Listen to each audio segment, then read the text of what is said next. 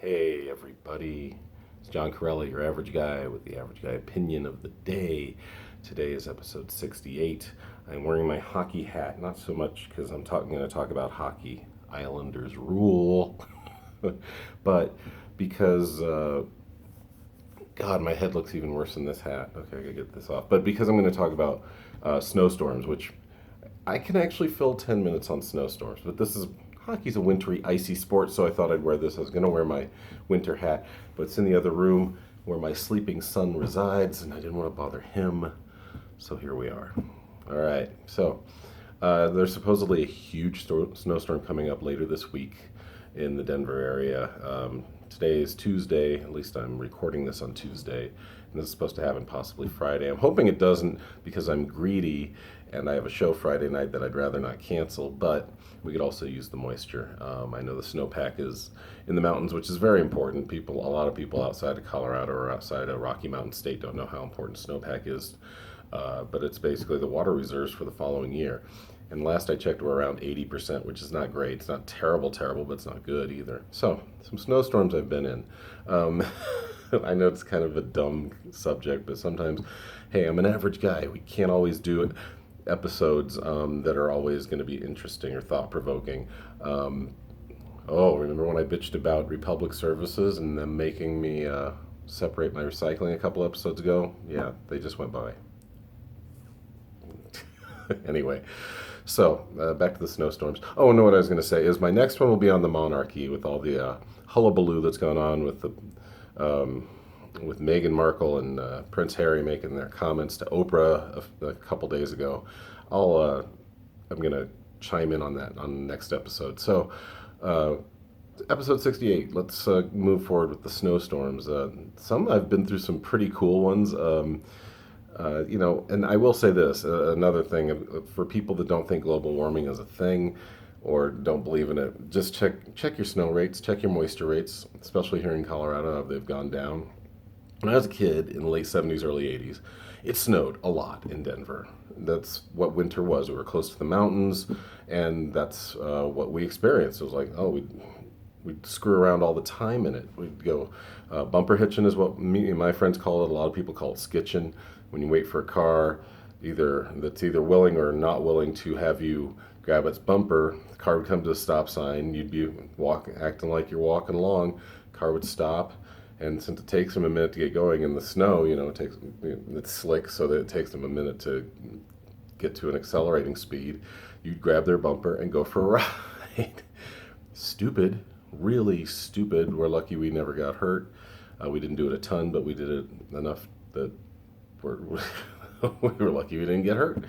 So, so in the 80s, we had a ton of them. One of the bigger ones was in 1982, Christmas Eve storm of 1982.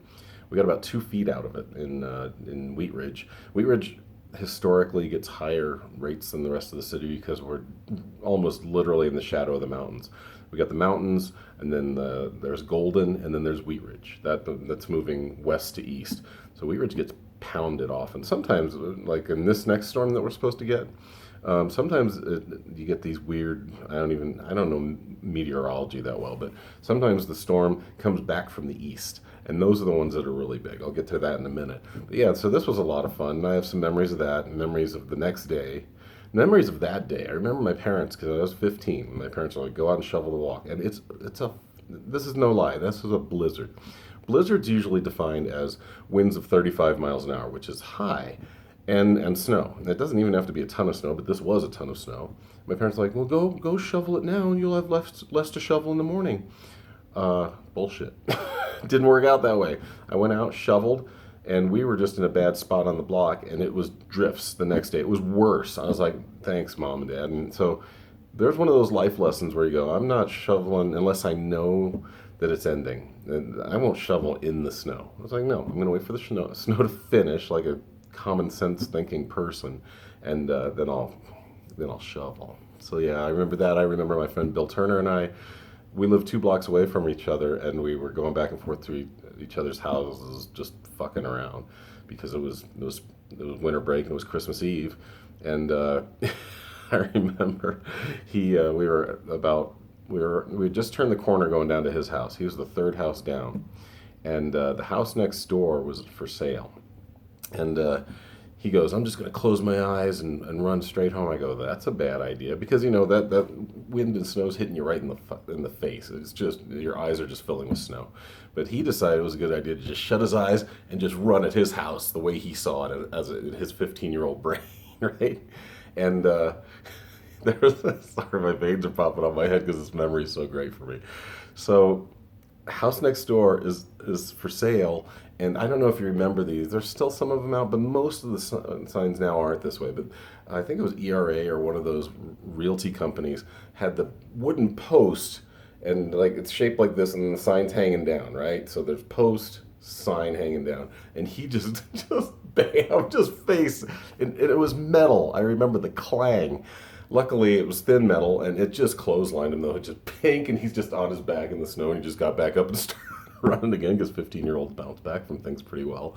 But that's my favorite memory of the 1982 blizzard. Bill, I hope you're doing all right. Uh, um, I remember I thought it was 87, but according to this map I was looking at, it was 83. Either way, the second one was a Thanksgiving blizzard. And I remember going cross country skiing with my friend Chris and fucking around all over because the beauty of a big snowstorm is just everything's quiet, everything's shut down, everyone's staying home, very few people are out, you can't hear cars. I love that. I mean, we just had a snowstorm about a week and a half, 2 weeks ago. It was a foot. It was very powdery. It was easy for me to move it. But I had to clear out my parents' entire driveway, which is like 200 feet long by 10 feet. I did 2,000 cubic feet of snow removal, but luckily it was very powdery and it wasn't too bad.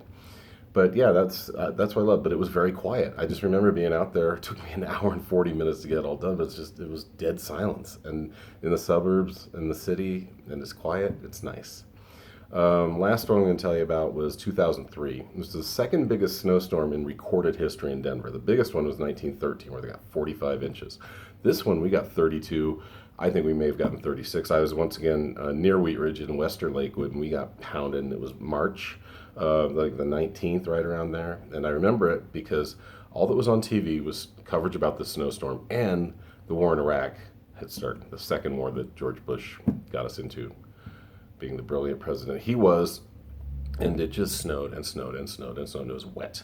It brought down my roof. It didn't cave it in, but we had an awning attached to our roof, and there's like 3 feet of wet snow on this awning, and it pulled the roof like away. It pulled the foundation away from like the vent part, the eave, and so that was crazy. And a raccoon moved in there that I had to deal with later. And I had to repair it later. You can't repair it when it's covered under 3 feet of snow. Tons of branches down. I remember shoveling and then having to saw branches and throw them to the side and shovel again. And so because we had 2 trees that covered our driveway, it was a real nasty ass snowstorm. And we had a dog, my poor dog. We had a greyhound. He was great. And he was really tall and skinny, even for a greyhound. And he had broken his leg like a month ahead of this storm.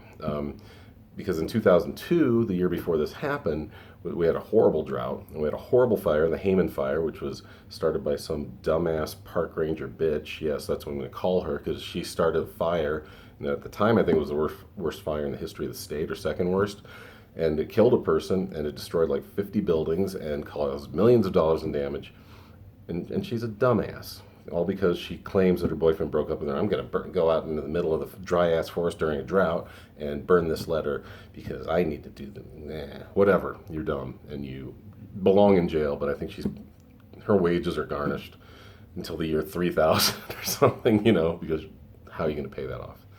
Anyway, so yeah, that's the main memory of that is, I had both kids. We screwed around in it. We did a lot of shoveling. It was a lot of hard work. But just my poor dog. So he'd broken his leg because, ironically, the drought had our backyard super hard. Even though there was grass and I took care of it, still that earth underneath it was really hard, and it was a big yard. And he would treat it like a short track, just run around there.